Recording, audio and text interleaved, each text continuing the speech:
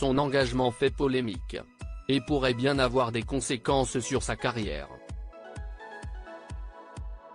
L'actrice américaine Suzanne Sarandon a été remerciée par la United Talent Agency, UTA, l'agence de talent qui la représente depuis plusieurs années. L'information a été révélée par nos confrères américains de Deadline. Engagée en faveur de la cause palestinienne, l'actrice oscarisée en 1996 est accusée d'avoir tenu des propos jugés antisémites.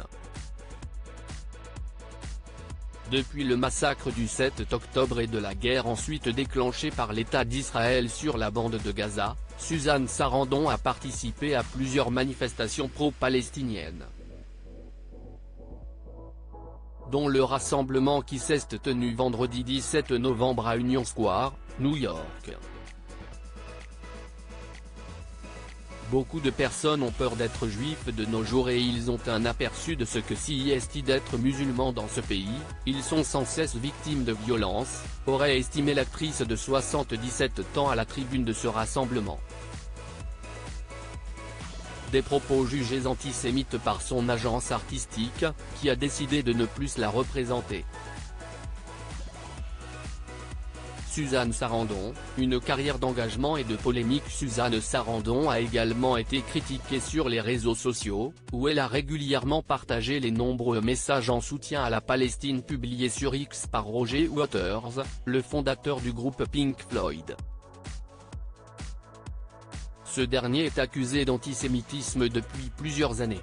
L'actrice, récompensée d'un BAFTA en 1995 et d'un Oscar en 1996, s'est publiquement engagée sur des sujets nationaux et internationaux tout au long de sa carrière.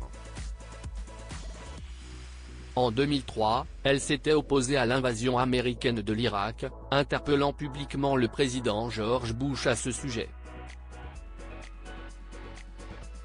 Elle s'est également régulièrement opposée à la peine de mort et a accusé le système judiciaire américain de traiter inégalement les prévenus. En 2019, elle avait partagé un rapport polémique sur l'attaque chimique de Douma, lors de la guerre en Syrie.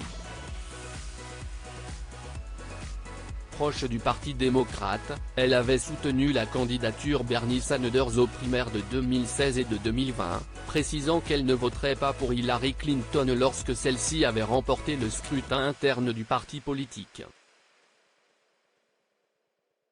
Crédit photo, SGP.